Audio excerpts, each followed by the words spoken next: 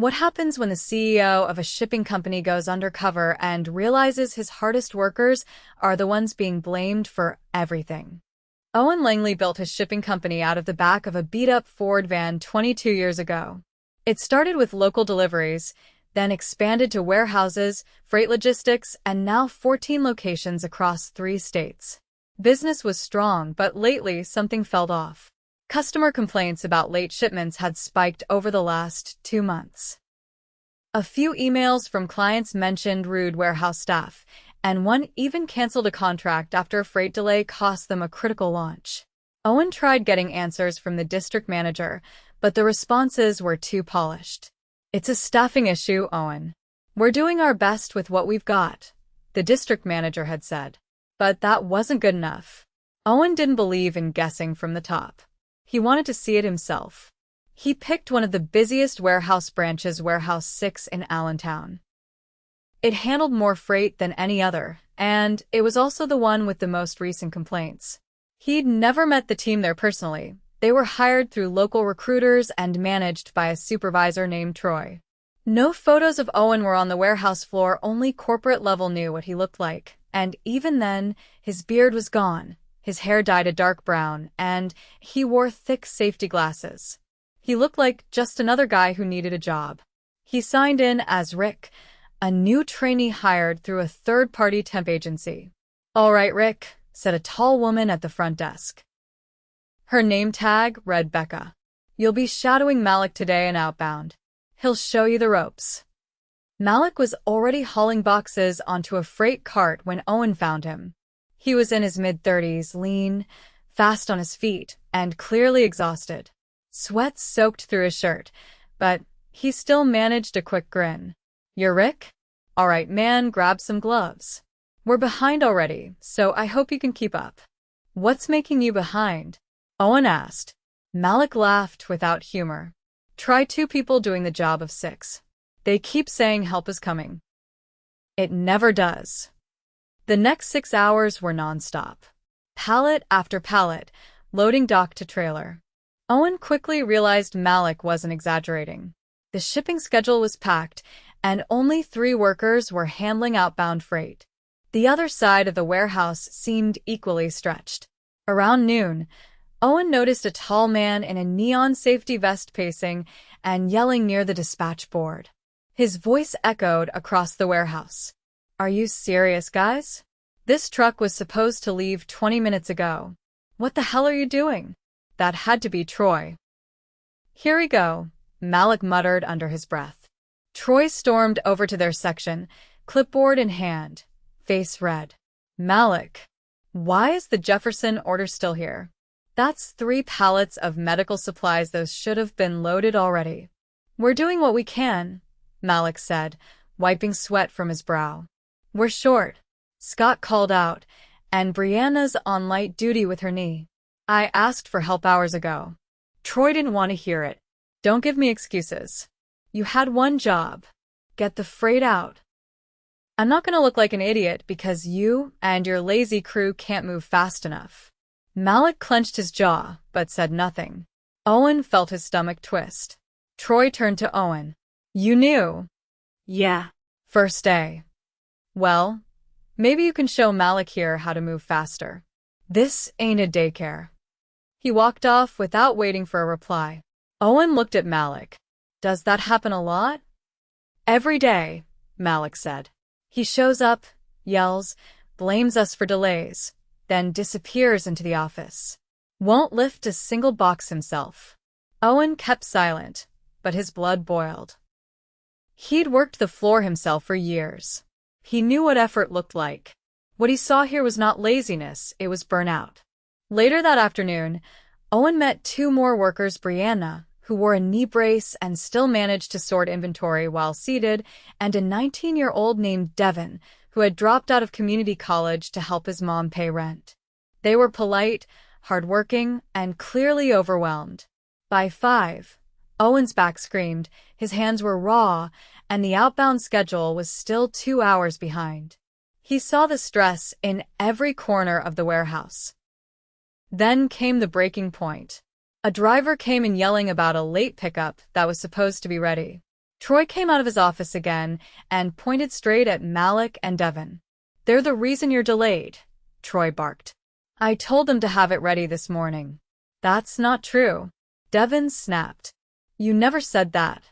"We were never told don't talk back to me," Troy snapped. "You screw up, you take the heat. Own it." Owen dropped the pallet jack. He couldn't stay quiet any longer. He walked straight toward Troy. "You sure about that?" he asked flatly. Troy turned, annoyed. "Excuse me?" Owen pulled off the safety glasses. "You know what? Let's have a real talk. Because I'm not Rick. I'm Owen Langley. I own this company. And I've been working beside these guys since 6 this morning. So before you throw around blame, you better have your facts right." Troy's face drained of color. The warehouse went dead silent. For a full 10 seconds, no one in the warehouse moved. Troy's mouth opened, then shut again. He looked around like someone had yanked the floor out from under him. Owen stepped closer, his voice steady and low enough that only the nearby crew could hear. "I've been on this floor all day. I watched you disappear into that office while 3 people moved over 20 pallets on their own. I watched you bark orders and blame them for problems they didn't cause. You think I built this company so people could be treated like that?" Troy's eyes flicked toward the office door, as if calculating an exit. I wasn't told you'd be coming. If I had known, you'd have acted different," Owen cut in. "Exactly the problem." He turned away from Troy and looked at Malik, Devin, and Brianna. "Take your time finishing up. Whatever doesn't ship today, we'll make space for tomorrow." Then he turned back to Troy. "We're going to your office." Inside the office, Owen shut the door and stood across from Troy, who clutched a water bottle like it might save him. "You've got 10 minutes to walk me through the actual situation here," Owen said. "Start with staffing." Troy cleared his throat. "We were fully staffed until about 6 weeks ago. Then 2 of our best guys left for higher-paying jobs. I requested replacements through HR twice, but they haven't sent anyone yet." "Why didn't you escalate it to regional?" "I thought we could manage." "You didn't manage," Owen said. "You buried it. And while you were hiding in here, your team out there carried everything on their backs." "They're not always reliable," Troy said quickly. "Malik's decent, but Devin's green, and Brianna's barely pulling weight since her injury." Owen leaned forward, his hands pressed flat on the desk. "I watched that woman sort freight with a brace on her leg, and not one complaint. I saw Devin lifting more than anyone else in his row. You didn't even check on them. You just barked and blamed." Troy shifted in his chair. "I didn't mean anything personal. You made it personal when you threw them under the bus. We don't do that here." Owen stood and walked to the door. "You're done, Troy. Clean out your locker. You'll be escorted out by end of shift." Troy didn't argue. For the first time all day, he was silent. Owen stepped back onto the floor. Malik was taping down a pallet when he spotted him. "Everything all right?" Malik asked cautiously. "Troy's no longer with the company," Owen said. "Effective immediately." Malik blinked. "Wait. Seriously? I don't make those decisions lightly. But what I saw wasn't leadership. It was self-preservation." Brianna had joined them, leaning slightly on her good leg. "That's going to leave us down as supervisor." "Not for long," Owen said. "I'll be here the next few days. We'll assess things properly. There will be changes." Devin had just returned from the back with the dolly. "So, "What happens now? You finish your shift. Then you go home knowing someone noticed." That evening, Owen drove to a local hotel rather than heading back to corporate. He needed a few days here. A few days seeing things as they were, not through reports or filtered emails.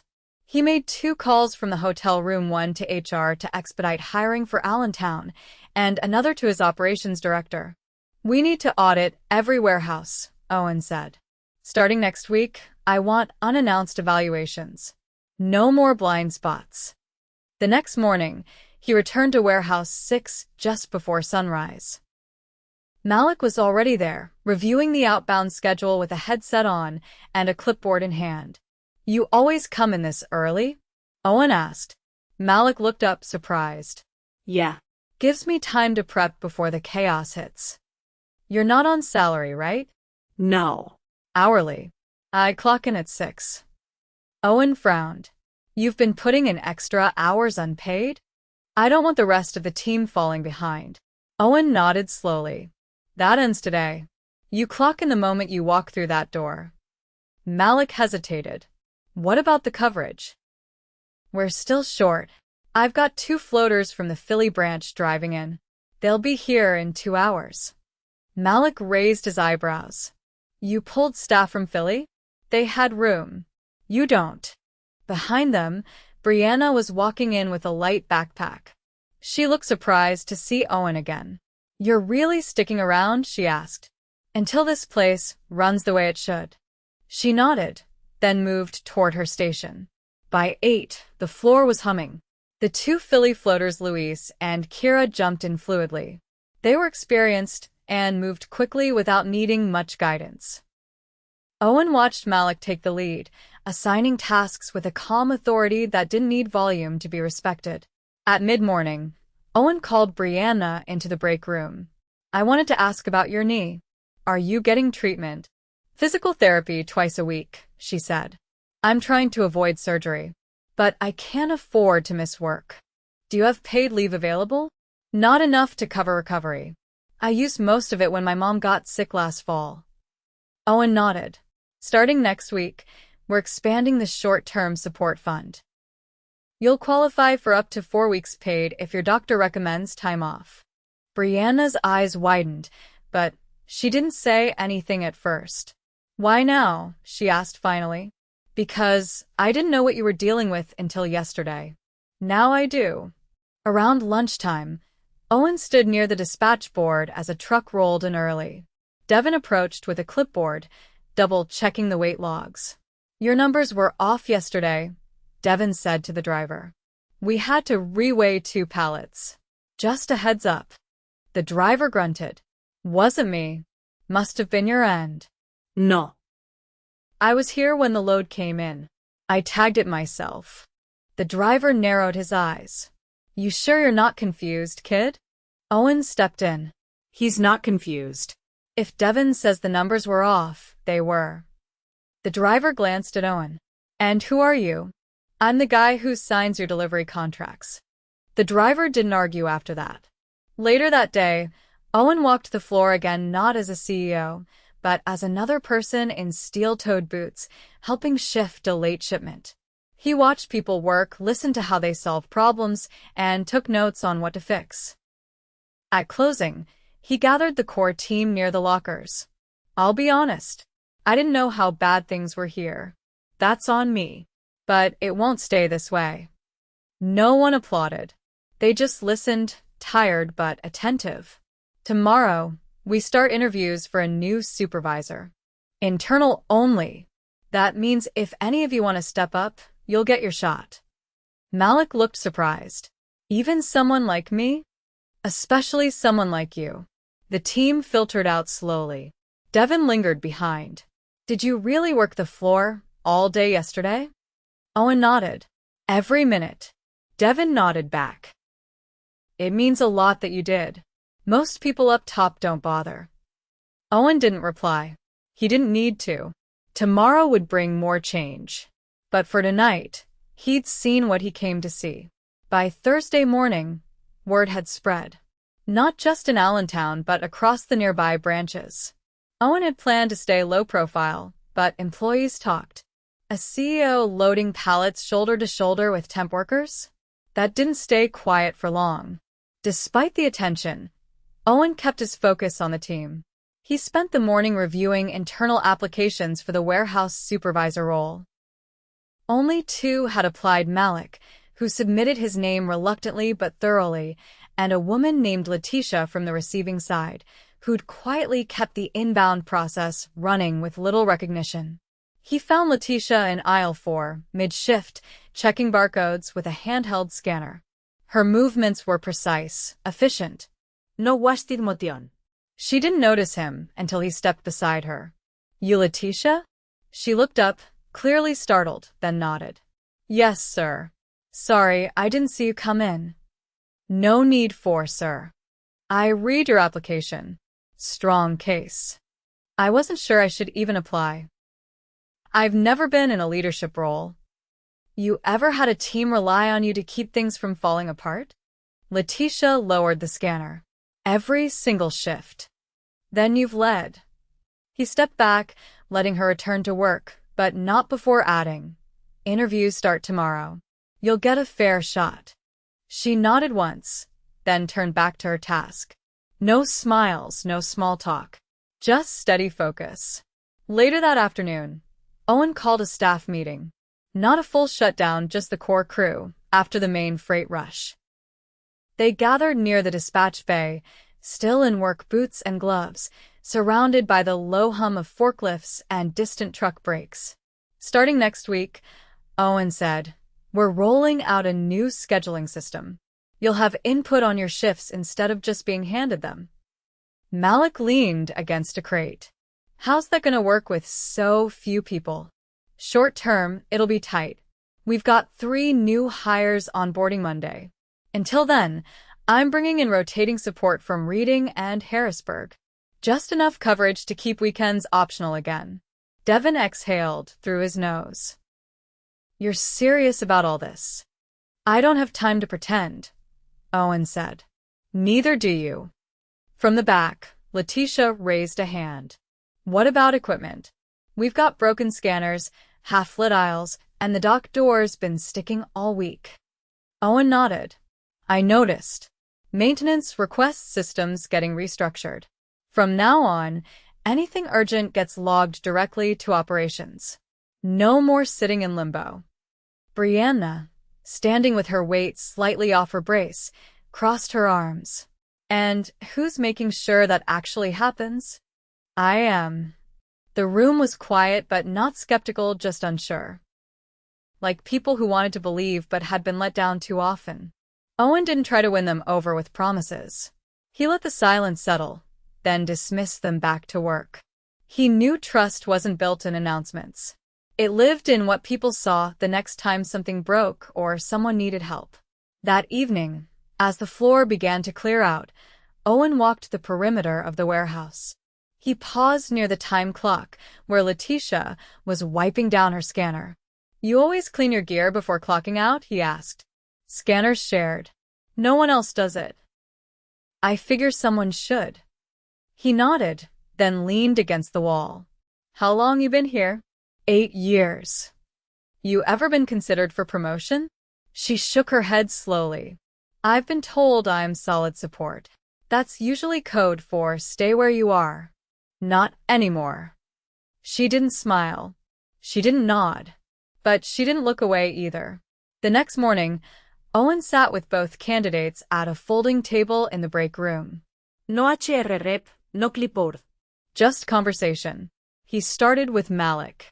"You've kept this place moving under pressure. What would you change first if you stepped into the role?" Malik didn't hesitate. "Shift overlap. Right now, the handoff between day and night crews is chaos. Stuff gets lost, delayed, or double counted. I'd build in a 30-minute overlap to walk through transition." Owen nodded. "And if corporate says we don't have budget for that?" "Then I'd cut down redundant scan checks. We're scanning the same boxes 3 times. That's time we can use smarter." He turned to Letitia next. "You've seen this place from the other side. What's your first move?" "Accountability. When things go wrong, no one owns it. We need assigned leads per zone. Not managers, just someone responsible for that section each shift." "And you think people will go for that?" "They will if we rotate it and pay the lead rate. It's not about titles. It's about control." Owen leaned back, arms crossed. "If you don't get the role, will you stay here?" Letitia looked him straight in the eye. "Depends who gets it." He smiled, not in amusement, but respect. By Saturday, after reviewing performance data and peer feedback, Owen made his choice. Letitia would take the role. He called her into the office, not Troy's, but the smaller one off the receiving dock. No fanfare, no speeches. You start Monday. You'll get full access, but I want you on the floor, not buried in that chair. Letitia didn't thank him. She just said, understood, then asked if she could still finish her current shift. Malik took the news with quiet grace. In the supply closet between shifts, Owen found him restocking gloves. I'm guessing you picked Letitia, Malik said without turning. I did. She's the better call. You would have done well too. I know, Malik said. But she's been holding this place together longer than I have. It's her turn. Owen clapped a hand on his shoulder. Your turn's coming. That night, Owen stayed late. He sat on an overturned crate near the dock door, watching the last truck pull out. The air was cooler now, the humidity finally breaking. Devin walked by, jacket slung over one shoulder. You still here, boss? Not for much longer, Owen said. Just needed to see it quiet. Devin hesitated, then said, My mom asked about you. Oh. She said whoever made that call to fire Troy probably saved my job. She was right. Tell her she raised a good man. Devin nodded once, then left. Owen stood, stretched his back, and walked the length of the warehouse one last time. No yelling. No tensión. Just quiet movement, careful steps, and the faint echo of something being rebuilt. Not with slogans. Not with policies. But with people who had finally been seen. By Monday morning, the air in Warehouse 6 felt different. Not lighter, most people were still running on fumes, but steadier, like a floor that had finally stopped shifting underfoot. Letitia stood at the front of the shift meeting, clipboard in hand, while Owen observed discreetly from a side post near the loading dock. All right, Letitia said, her voice calm but direct. We've got 7 trucks scheduled. Luis and Kira are back from Philly to help with outbound. Devin, you'll take Zone B. Malik, I need you as Zone Lead for C, full autonomy. You flag anything that doesn't look right. No one questioned the assignments. People just nodded and moved. The energy wasn't excitement, it was clarity. Owen followed Letitia back into the small supervisor office. She sat down, pulled up the staffing grid, and pointed to the gaps. We need 2 more full-timers minimum. I can stretch coverage for now by rotating zone leads. But if someone calls out, we're back where we started. I've got recruiting working on it, Owen said. We'll offer weekend differential and a signing bonus for second shift hires. That should pull an interest. Letitia didn't smile. She just tapped the screen once and moved on. Also, there's a recurring issue on the outbound dock. Trailer 6 has a floorboard crack. Could trip someone mid-load. I'll get facilities to green tag it. Until then, block it off. She logged the note, then turned to him. You staying long? Another day or 2. Enough to see if these changes hold under pressure. Letitia nodded, then stood. Pressure's not the problem. Silence was. Across the floor, Malik was coordinating a trailer load with 2 new temps. He moved with quiet urgency, stepping in to correct a misaligned pallet without making a scene. Owen stepped beside him as the forklift backed out. You manage pressure well, Owen said. I've had practice. Letitia said you're handling C-Zone today. Yeah.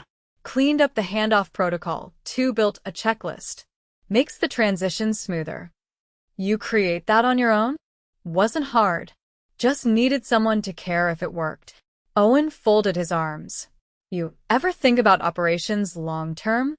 Malik wiped his palms on his cargo pants. Warehouse ops. Higher. Regional. You've got the instincts. You just need broader exposure. Malik looked down briefly, then back up. I'll be honest. I didn't think anyone upstairs paid attention to people like me. Most don't. That changes now. In the break room, Brianna sat with her leg propped up on a plastic crate. Owen joined her at the far end of the table. You got a follow-up today? He asked, gesturing to the brace. Yeah. Orthopedic checkup. I told Letitia I'd leave after second truck. You don't need to clock back in after. Take the full day. She raised an eyebrow. You sure? Positive. You've already proven what you're made of. She leaned back slightly. You know, it's weird. I've worked here 5 years, and this is the first time I've seen someone from corporate more than once. I'm not here as corporate. I'm here because I lost sight of the people holding this place together. That's on me. She gave a quiet nod, then stood slowly and limped toward the dispatch board. By noon, the warehouse began to fall into a rhythm. The new hires were still getting up to speed, but the structure Letitia had implemented helped. Each zone had a clear lead. Communication was direct. No one was babysitting. No one was coasting. Near the front dock, Devin was helping Luis restrap a shifting load. The tension cable had slipped loose, and he was trying to re-thread it while balancing on the trailer's edge. Hey, Owen said, stepping up. You trained on that? Devin nodded without looking back. Yeah. Malik walked me through it last week. Just didn't expect this one to snap. Take your time. No load's worth a busted hand. Devin chuckled. You saying that as a CEO or as someone who's busted their hand before? Owen lifted his left wrist, revealing a faded scar across the knuckle. Rusted shelving in a Bronx storage unit. 1997. Devin grinned. Fair enough. As the trailer closed and Luis drove off, Owen walked back toward the main office. On the way, he passed the front reception desk. Becca, the woman who'd first signed him in as Rick, met his eyes with a cautious glance. You're still hanging around? She asked. Longer than most expect. She hesitated, then said, You know, when you first came in, I thought you were going to last 2 hours. Didn't peg you for someone who could move freight. You're not the only one. She leaned forward slightly. So, what happens when you leave? Letitia runs this place. Malik supports ops. New hires get trained right. And I stop relying on filtered reports to know what's happening. Becca tapped a pen against the desk. And if it slips again? Owen didn't blink. It won't. The next morning, Owen called a final team huddle before the start of shift. Everyone gathered near the dock, gloves half on, coffee in travel mugs, boots still crunching on old grit. I'm heading back to headquarters this afternoon, he said. But before I do, I want to make something clear. No one spoke. Even the forklifts had gone quiet. I came here expecting to see what was broken. What I found was people holding things together with grit and silence. That ends today. You deserve better than survival mode. And from now on, you'll get it. Letitia stood near the front, arms folded. Malik had his clipboard tucked under one arm. Devin leaned against a pallet jack, nodding slowly. I'm not promising miracles, Owen continued. But I am promising attention. And action. You'll have both. He stepped back, gave a firm nod, and turned toward the office. By late afternoon, Owen had packed his things into the back of a rental SUV. He stood outside the warehouse one final time, watching the steady movement of trucks and forklifts. No yelling, no blame. Letitia joined him as the wind picked up, tugging lightly at her jacket. You ready to hand it back over? She asked. More ready than I was to take it from you. She looked across the yard, then back at him. You know, we didn't need a speech. We just needed someone to show up. I figured that out around hour 4 of my first shift. She gave a quiet chuckle. You were lifting boxes wrong. I was. I paid for it the next day. She extended a hand. We'll keep it moving. He shook it. I know you will. As Owen climbed into the SUV and drove off, he didn't look back. He didn't need to. Warehouse 6 didn't need saving anymore. It just needed to be seen, and finally it was. From that day forward, every freight branch under his company received a quarterly rotating audit unannounced, unfiltered, and grounded in one rule. No one leads from behind a desk. And Owen made a promise to himself he'd never go that long without stepping onto his own floor again.